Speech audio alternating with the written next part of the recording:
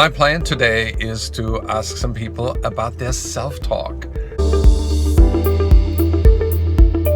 What inhibits our performance is the fact that we are not aware of how our mind operates. The National Science Foundation discovered that our mind creates over 60,000 thoughts per day. Research shows that 80% of our thoughts are negative.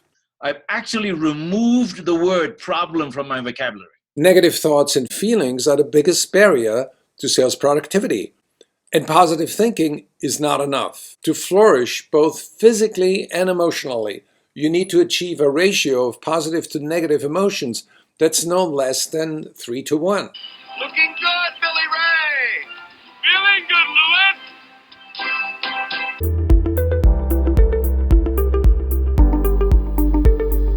Self-talk management is the topic of today. What are your thoughts today? I'm back in my office, and now I'm going to try to reach Paul D'Souza. Hi, Paul.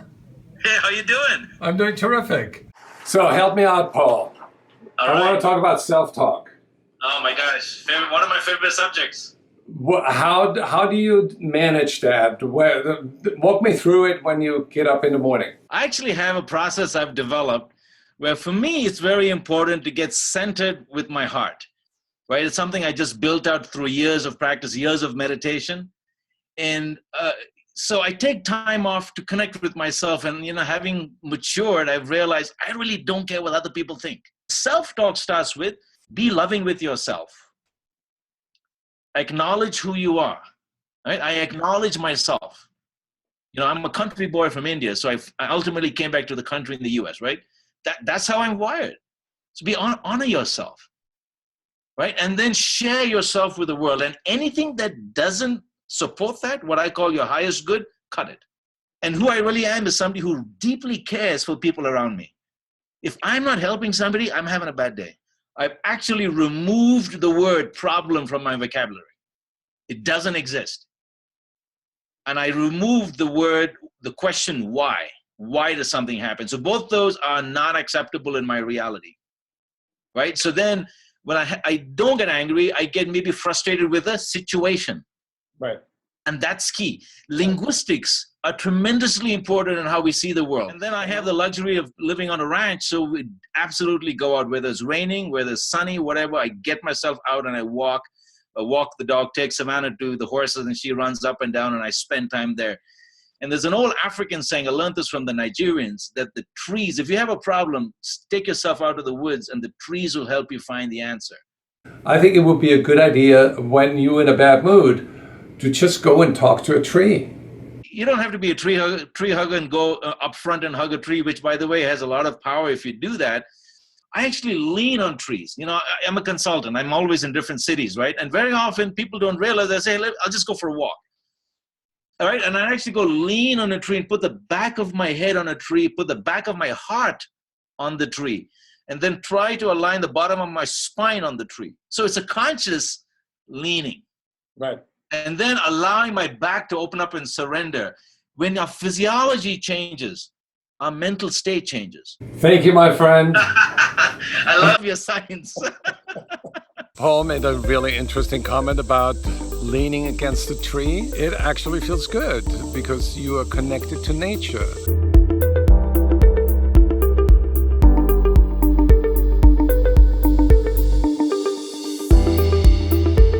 So when you wake up in the morning, what's the first thing you say to yourself? Well, I say to myself, thank God that I'm alive, I'm strong, I'm qualified, and I'm ready to take on the demands of the day. And when you're down, what gets you back up?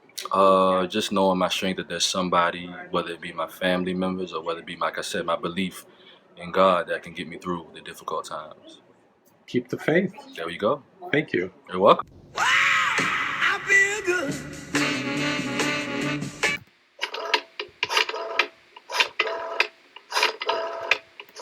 I get this email from you, Christopher Salem. You've thought a lot about mastering your inner critic, and I don't have a book from you, but the book is forthcoming, so I created a cover. I can send you a cover. I have a design of the cover ready, but not the book's not out yet. So walk me through a routine, typical day when you wake up. What did you say to yourself this morning? First thing I do is I meditate for 10 minutes. So I'll find a quiet place. I not necessarily sit Indian style, but I'll sit in a chair with my back straight and just close my eyes and just be in the moment.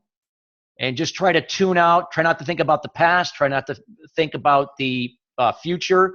Just be where I'm at right now and just to be in my body and feel what I'm feeling at that point in time.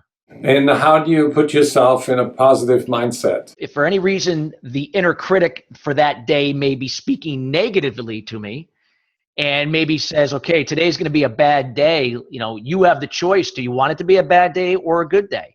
So I, at that point, have to, consciously make an effort to turn off that switch and to replace those negative thoughts with positive thoughts and to write down how I feel, but to let it go and to put down something positive that's going to shift my feeling, my emotion, or my mindset towards something good. And now you're addicted to happiness.